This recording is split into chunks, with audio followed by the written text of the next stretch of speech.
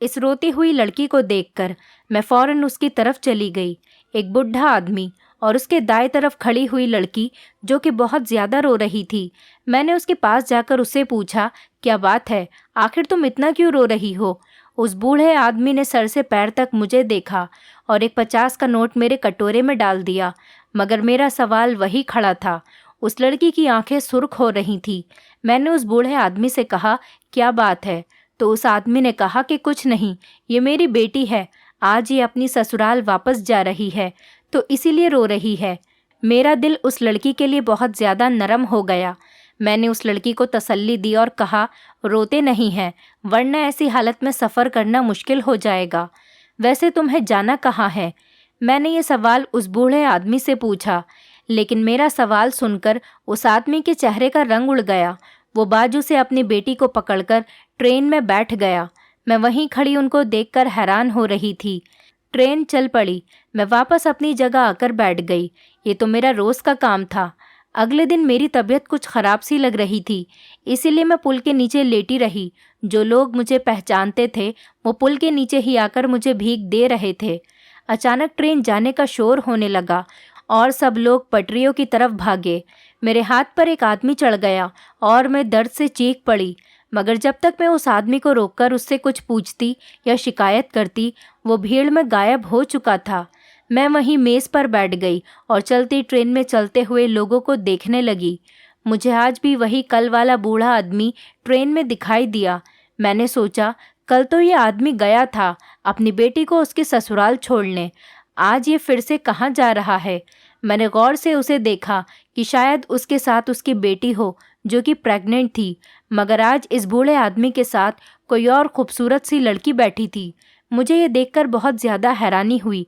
Train तो चली गई, मगर मैं यही सोचती रह गई कि ये बूढ़ा आदमी इस उम्र में सफ़र कर रहा है, वो भी अकेले। पता नहीं कहाँ जा रहा होगा।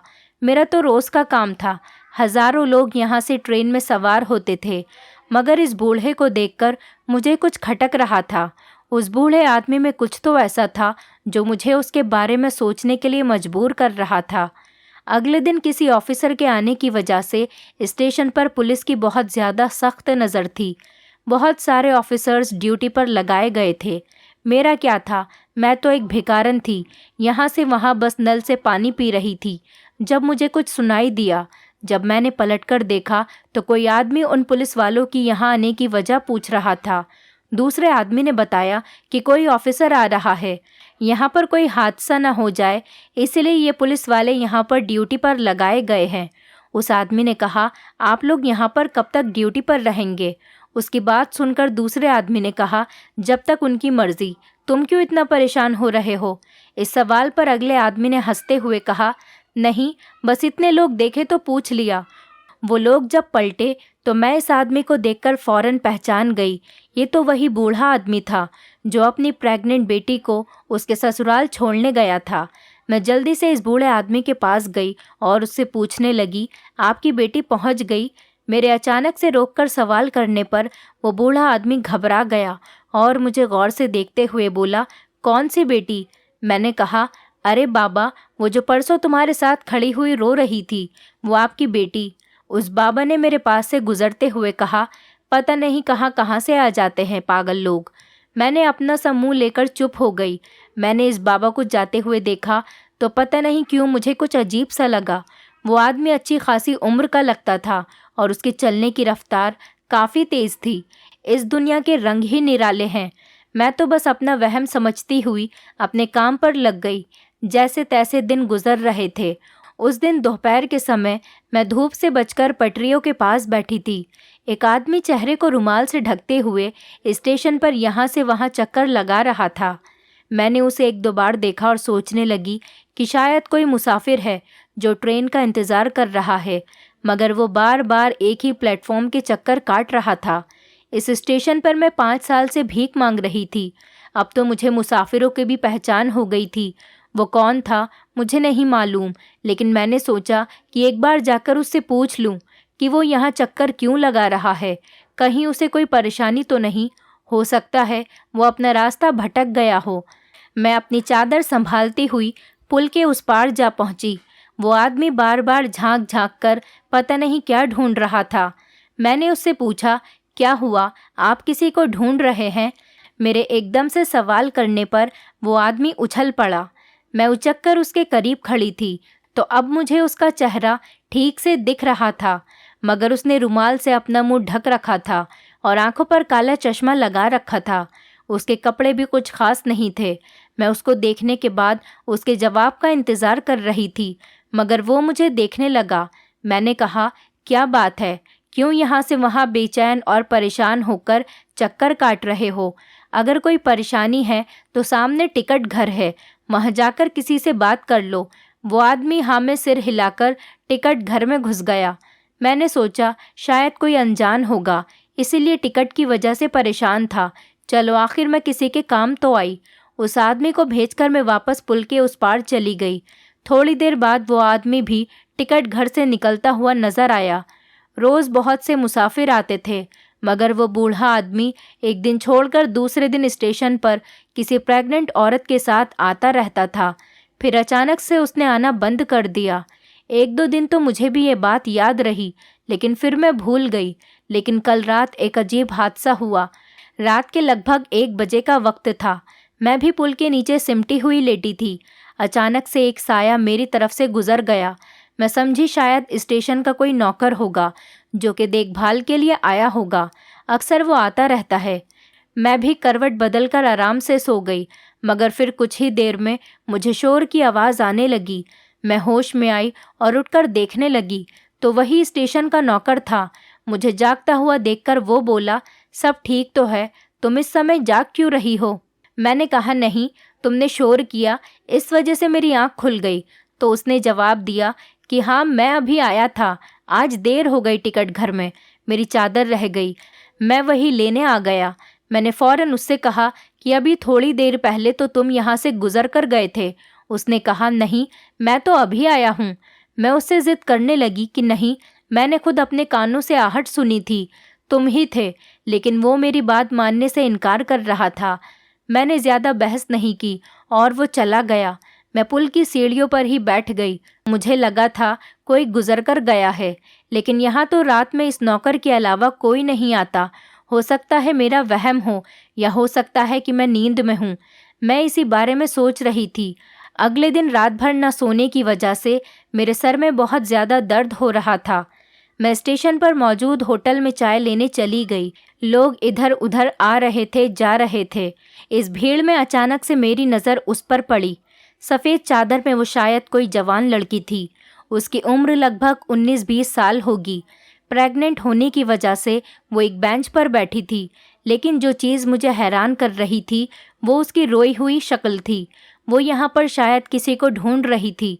उसके चेहरे से परेशानी दिख रही थी। मैं उसके पास गई। वो मुझे देखकर एकदम से पीछे हो गई। मैं समझ गई कि ये लड़की डर रही है। मैंने उसको पानी दिया। उसने एक सांस में पूरी बोतल पी ली। पानी पीने के बाद उसने रोते हुए कहा, मैं भूखी हूँ, मुझे कुछ खाने के लिए दे दो। उसकी बात सुनकर मेरा दिल कटकर रह गया। उसकी हालत बहुत ज़्यादा ख़राब लग रही थी। वो पतली दुबली सी लड़की बहुत हिम्मत से यहाँ बैठी थी। मैंने उसे कुछ खाने के लिए दिया। वो बार बार अपनी डरी हुई नज़रों से चारों तरफ देख रही थी। उसने जल्दी जल्दी खाना खाया और अचानक उठकर जाने लगी। मैंने उसको हैरत से देखा और पूछा, क्या बात है, तुम मुझे बताओ। उस लड़की ने मुझे पलटकर देखा और बोली, मुझे बचा लो, मैं बहुत मुश्किल में हूँ। मैं उसकी बात सुनकर परेशान हो गई। अचानक ट्रेन आने का शोर हुआ और जल्दी जल्दी में लोग ट्रेन में चढ़ गए। वो लड़की भी भीड़ में पता नहीं कहाँ चली गई थी। मैंने चारों तरफ उस लड़की को देखा, मगर वो लड़की मुझे कहीं नहीं दिखी। धीरे धीरे स्टेशन खाली हो गया, मगर मेरे दिमाग में उस लड़की का रोता हुआ चेहरा और उसका मुझसे मदद मांगना मुझे परेशान कर रहा था। काफ़ी देर तक मैं उस लड़की के बारे में सोचती रही। फिर मैंने एक तरकीब लगाई और स्टेशन के सारे लोगों से इस लड़की के बारे में पूछा, लेकिन किसी ने भी उस लड़की के बारे में मुझे कुछ नहीं बताया। मुझे हैरत हुई कि कैसे किसी ने भी उस लड़की को नहीं देखा। मैं नल के पास से गुजर रही थी जब मेरी नज़र एक फ़कीर बाबा पर गई, जो मेरी तरह ही यहाँ भीख मांगकर अपना गुजारा करता था। मैंने सोचा, ये तो इस जगह से 1 मिनट के लिए भी नहीं उठता, क्योंकि वो बेचारा अपाहिज था। इसने ज़रूर उस लड़की को देखा होगा। मैंने उस बाबा से पूछा कि यहाँ थोड़ी देर पहले एक प्रेग्नेंट लड़की बैठी रो रही थी, क्या तुमने उसको देखा है? उस बाबा ने कुछ देर तो सोचा और फिर कहने लगा, हाँ, वो लड़की जो चादर में थी। मेरी आंखें चमक उठीं और मैंने कहा, हाँ बाबा, वही लड़की। बाबा ने कहा, वो लड़की अकेली चलती हुई आई थी और आकर बैठ गई। वो लड़की बार बार इस कच्चे इलाके की तरफ देख रही थी। थोड़ी देर बाद जब लोगों की भीड़ स्टेशन पर जमा होने लगी तो उसने रोना शुरू कर दिया। फिर मेरा ध्यान नहीं रहा। मैंने बाबा से कहा कि आपने ये तो देखा होगा कि वो लड़की किसके साथ गई है। उसने कहा, नहीं, मैंने नहीं देखा। फिर बाबा ने मुझसे कहा, तुम क्यों इस लड़की के बारे में इतना पूछ रही हो? मैंने कहा, बाबा, वो बेचारी बहुत मुश्किल में थी, मुझसे मदद मांग रही थी, लेकिन मैं उसकी मदद नहीं कर सकी और वो अचानक से गायब हो गई। मैंने सोचा कि किसी ने उसे इस स्टेशन के बाहर जाते हुए देखा होगा, लेकिन किसी ने भी उसे यहाँ से बाहर जाते हुए नहीं देखा। जब फ़कीर बाबा ने मेरी बात सुनी तो मुझसे कहने लगे कि छोड़ो, तुम क्यों परेशान हो रही हो, कोई पागल होगी।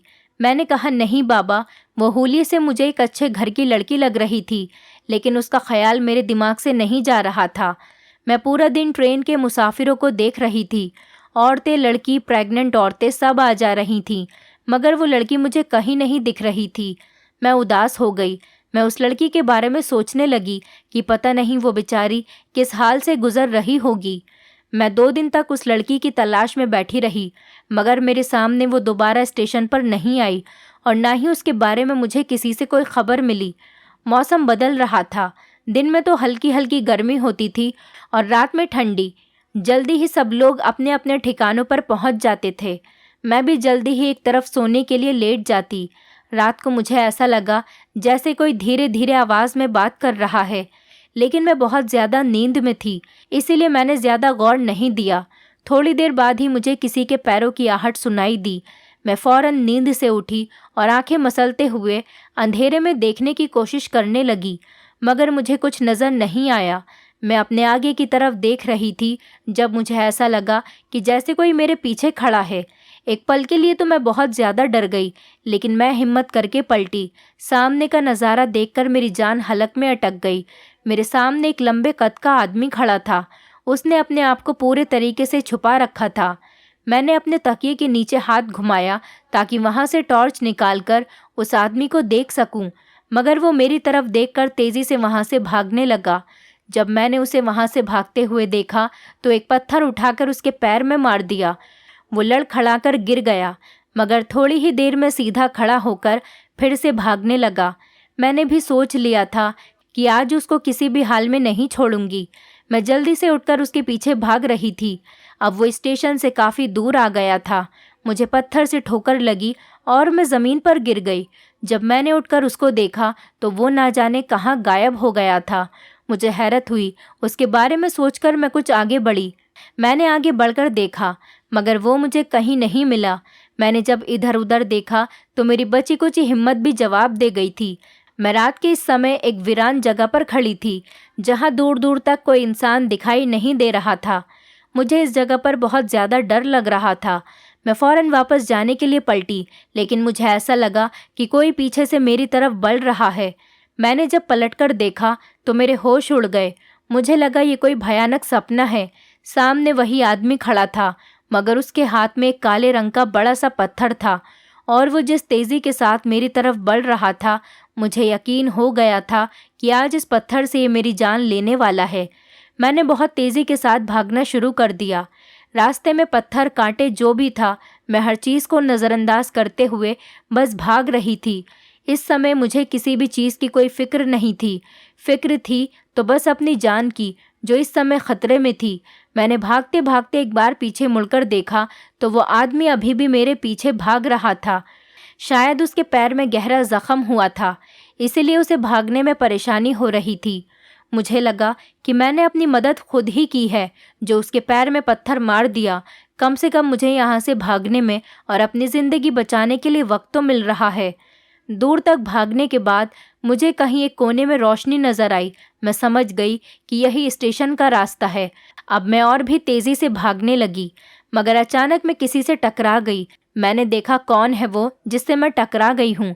वो स्टेशन का नौकर था। उसको देखकर मेरी जान में जान आई। उस नौकर ने मेरी इतनी ख़राब हालत देखी तो परेशानी से पूछने लगा कि क्या बात है, ऐसा क्या हुआ जो घोड़े पर सवार हो। मैं हाँफ रही थी।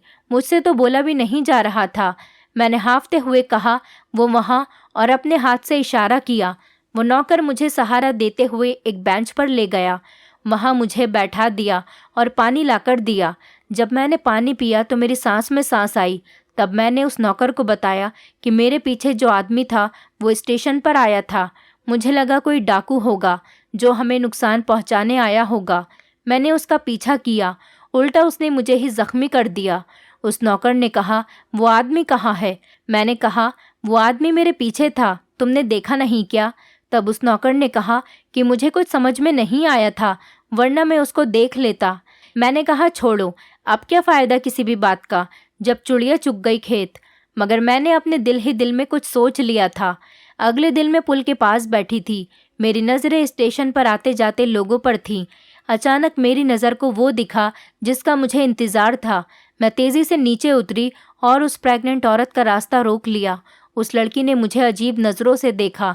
मैंने उसका हाथ पकड़ा और एक तरफ ले गई। उस लड़की ने अपना हाथ छुड़ाने की बहुत कोशिश की, मगर मैंने नहीं छोड़ा। मैंने उस लड़की से कहा, अगर तुम चाहती हो कि मैं यहाँ लोगों को इकट्ठा ना करूँ तो मुझे बता दो कि तुम कौन हो। मेरी बात सुनकर उस लड़की के चेहरे का रंग उड़ गया। मैंने ये बात महसूस की। उस लड़की ने आसपास देखा और कहा, मेरी मदद करो, मैं ये सब ऐसे ही नहीं कर रही। मैंने कहा, तुम मुझे बताओ क्या बात है, मैं तुम्हारी मदद करूँगी। उस लड़की ने कहा, हाँ। वो अभी कुछ कहती कि अचानक ट्रेन के आने का शोर हुआ और लोग बहुत तेज़ी से इधर उधर आने जाने लगे। धक्का मुक्की में मैं उसका हाथ पकड़े नहीं रख सकी और वो लड़की भी इधर उधर कहीं गायब हो गई।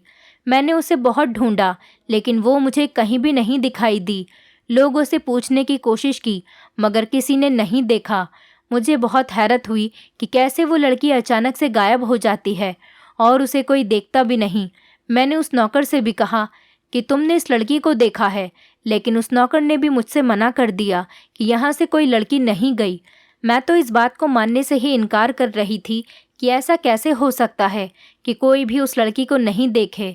मैं उसी नौकर के पास खड़ी थी जब मैंने देखा कि एक आदमी लड़खड़ाता हुआ चल रहा है। मगर जो बात मुझे अजीब लगी वो ये थी कि इस आदमी के उसी पैर में चोट थी। मेरे दिमाग में रात वाली पूरी बात याद आ गई। मैंने उस आदमी को पकड़ लिया। वो वही बूढ़ा आदमी था। मुझे बहुत ज़्यादा हैरानी हुई, मगर इस बूढ़े आदमी बाबा के चेहरे पर बहुत ज़्यादा सुकून था। मुझे देखकर उसने कहा कि मैं जानता था कि तुम बहुत ही जल्द मुझे ढूंढ लोगी, मगर इतनी जल्दी ये नहीं सोचा था। मैं हैरान हुई कि इस बूढ़े को पता था कि मैं उसको ढूंढ रही हूँ। मैं उस पर नज़र रख रही थी। वो ये बात जानता था। मैंने कहा, देख बाबा, तू जो भी है, अब मुझे पता चल गया है। अगर तू चाहता है कि मैं कोई हंगामा ना करूं, तो बता तू क्यों उन मासूम लड़कियों की ज़िंदगी बर्बाद कर रहा है? क्या बिगाड़ा है उन लड़कियों ने तुम्हारा? मेरी बात सुनने के बाद उस बूढ़े ने कहा, तुम जैसा समझ रही हो वैसा नहीं है। मैं तुम्हें सारी बात बता दूंगा, मगर उसके लिए तुम्हें मेरे साथ चलना होगा। मैंने उससे कहा कि मैं तुम पर भरोसा नहीं कर सकती। उस बुढ़े ने कहा कि ठीक है, अगर तुम्हें मुझ पर भरोसा नहीं है तो तुम एक काम करो, तुम उस नौकर को बता दो कि तुम मेरे साथ जा रही हो। अगर तुम्हें किसी भी तरीके का कोई नुकसान हो तो वो जो चाहे मेरे साथ कर लेगा। मैंने भी सोचा कि चलो एक बार इस पर भरोसा कर लेती हूँ, लेकिन मैंने उस स्टेशन के नौकर को बता दिया कि क्या बात है। मैं उस बूढ़े आदमी के साथ एक आबादी वाले इलाके की तरफ जाने लगी। थोड़ी आगे चलकर मैं थक गई और मैंने उस बूढ़े बाबा से कहा, और कितना चलना पड़ेगा, मैं अब थक चुकी हूँ। मेरी बात सुनकर उस बाबा ने कहा, यहाँ से बस थोड़ा और आगे। मैंने कहा, ठीक है। थोड़ी दूर चलकर एक घर के पास वो बूढ़ा आदमी रुक गया। उस घर के दरवाजे पर ताला लगा हुआ था।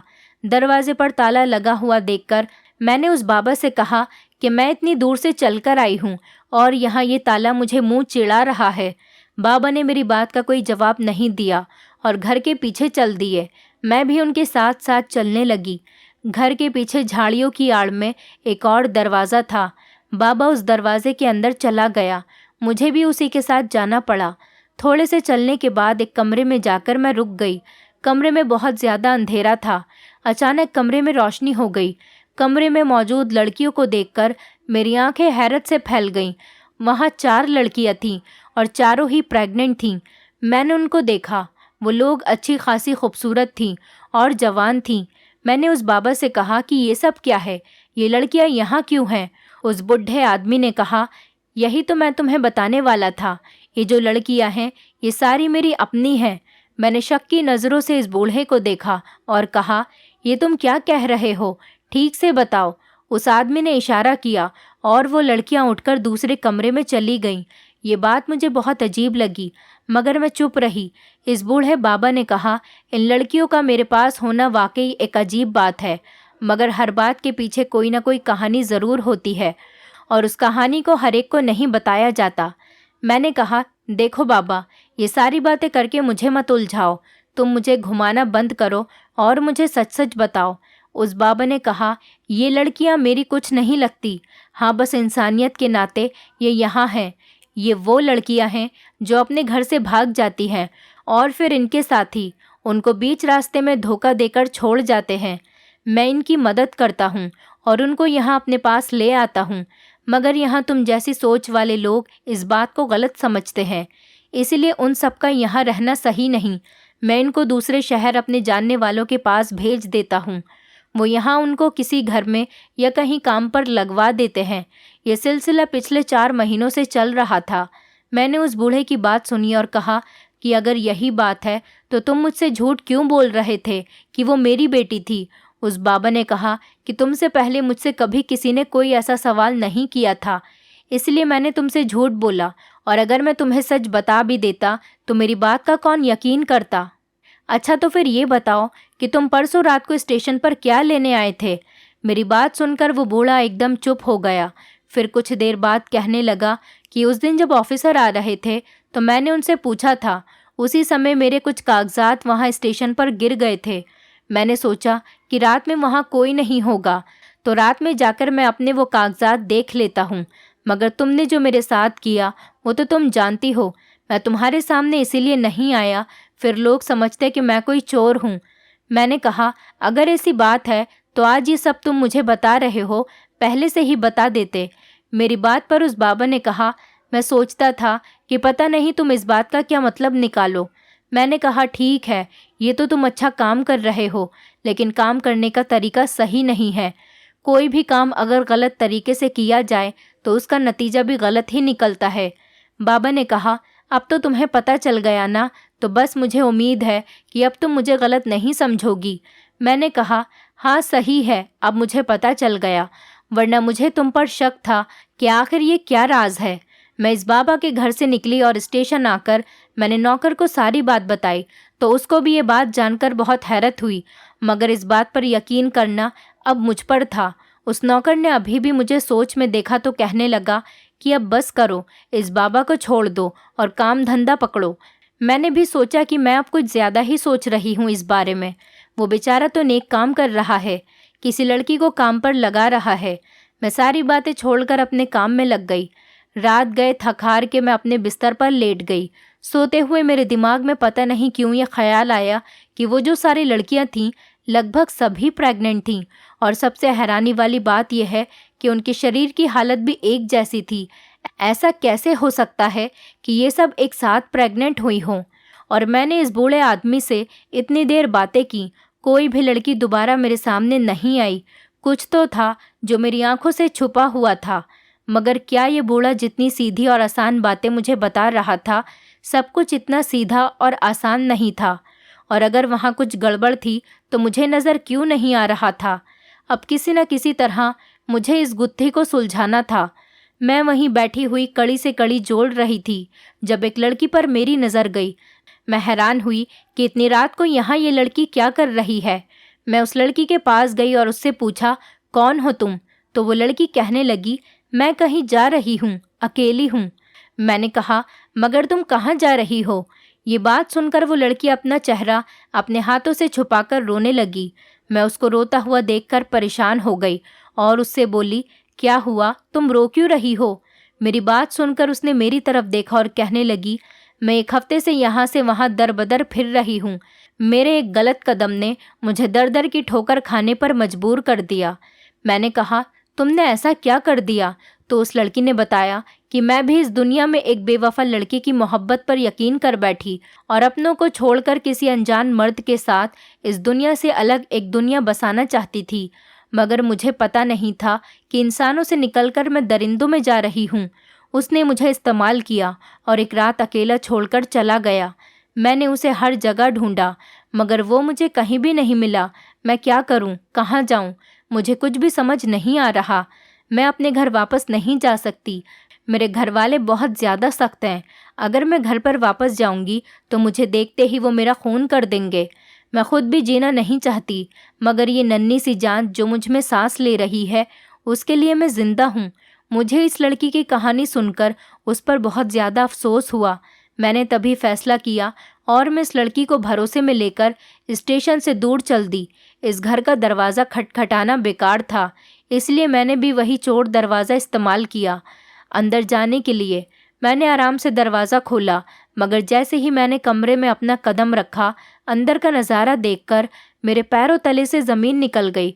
मुझे लगा जैसे मैं कहीं गलत जगह पर आ गई हूँ, मगर वो सब कुछ तो सच था। वो सब लड़कियाँ बहुत बुरी हालत में लगभग बेहोश पड़ी थीं। उनके लेटने के तरीके से मुझे अंदाज़ा हो गया कि ये लोग नशा करके लेटी है।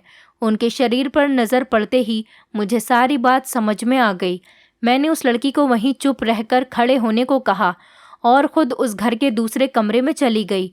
वहाँ वो बूढ़ा आदमी भी नशे की हालत में पड़ा था और उस कमरे में बहुत सी नशे की चीज़ें रखी हुई थी। मैं अब सारी गुत्थी सुलझा चुकी थी। मैं उस लड़की के साथ जल्दी से वापस स्टेशन पर आ गई। मैंने स्टेशन मास्टर को सारी बात बताई। उसने पूरी बात इत्मीनान से सुनने के बाद मुझसे कहा, इस समय तो कुछ नहीं हो सकता, सुबह उठते ही हम उस जगह पर छापा मार देंगे। मैंने कहा, ठीक है, मगर अभी चलकर सबूत जमा कर लेते हैं। स्टेशन मास्टर 4 ऑफिसर के साथ इस जगह पर पहुंच गए। सारे सबूत इकट्ठा करने के बाद पुलिस वालों ने इस बूढ़े को नशे की हालत में ही हथकड़ियाँ लगा दी। अगली सुबह बहुत अच्छी थी, मगर उस बूढ़े के लिए नहीं। जब वो अपने नशे से बाहर आया तो सब कुछ देखकर एकदम सुन्न पड़ गया। उसका नशा अभी पूरे तरीके से नहीं उतरा था। पुलिस वालों ने जब उससे पूछताछ की तो उसने पूरी बात बता दी। ये लड़कियां मेरी कुछ नहीं हैं, घर से भागकर आती हैं। मैं ज़्यादातर किसी बस के अड्डे या स्टेशन पर इनसे मीठी मीठी बातें करके इनके दिल का हाल जान लेता हूँ और फिर इनको बहलाकर अपने घर ले जाता हूँ। फिर मैं इनको नशे का आदी बना देता हूँ और जब ये नशे की आदी हो जाती हैं तो मैं इनसे जो काम कहता हूँ ये वही करती हैं। ये लड़कियाँ नशा एक शहर से दूसरे शहर पहुँचाने में मेरी बहुत मदद करती हैं। वहाँ आगे मेरा दोस्त उनको उतार लेता है और आगे किसी आदमी को इनको बेच देता है। काफ़ी महीनों से ये सब चल रहा था, लेकिन इस औरत ने सब कुछ ख़राब कर दिया। मैंने इस बूढ़े से कहा कि तुझे शर्म नहीं आती अपनी बेटियों जैसी लड़कियों के साथ ये सब करते हुए? तूने मुझे जो कहानी सुनाई मैंने उस पर भरोसा किया। मुझे लगा तू इन लड़कियों का हमदर्द है। वो तुझ पर भरोसा करती थी। अगर कल रात मैं इस लड़की को तेरे साथ अकेले भेज देती तो उसके साथ भी तू यही सब कुछ करता। लेकिन भगवान का शुक्र है कि उसने मेरे दिल में ये बात डाली कि मुझे खुद इस लड़की के साथ जाना चाहिए। अच्छा हुआ जो मैंने अपनी आंखों से वो घटिया मंजर देख लिया। अब तुझे इसकी सज़ा मिलेगी। तूने कितनी ही मासूम लड़कियों की ज़िंदगियां बर्बाद कर दी। जाहिल आदमी, कम से कम अपनी उम्र का ही लिहाज कर लेता। मेरा बस नहीं चल रहा था, वरना मैं खुद अपने हाथों से ही उसको मार डालती। पुलिस वाले उस आदमी को ले गए। मुझे इस बात की खुशी थी कि अब उसकी कैद में कोई भी मासूम लड़की नहीं थी। अब जो हो गया था वो बदला तो नहीं जा सकता। किसी पर भरोसा करना बहुत आसान है, मगर किसी को भरोसे में लेना और भरोसे को कायम रखना बहुत मुश्किल है। इंसान को गलत नहीं समझें, मगर हर इंसान को समझने की कोशिश करें, क्योंकि जो जैसा दिखता है वैसा नहीं होता। किसी पर भरोसा करना अच्छी बात है, लेकिन किसी पर आंखें बंद करके भरोसा करना भी गलत बात है। हमें अपना हर कदम सोच समझकर उठाना चाहिए। किसी पर भरोसा करने से पहले हमें अपने माता पिता और घर वालों के बारे में सोच लेना चाहिए। दोस्तों उम्मीद करती हूँ आपको हमारी कहानी पसंद आई होगी। कहानी पसंद आई है तो वीडियो को लाइक करें, चैनल पर नए हैं तो चैनल को सब्सक्राइब करें और हाँ, नोटिफिकेशन बेल को ज़रूर दबाएं ताकि अगली अपडेट सबसे पहले आपको मिले।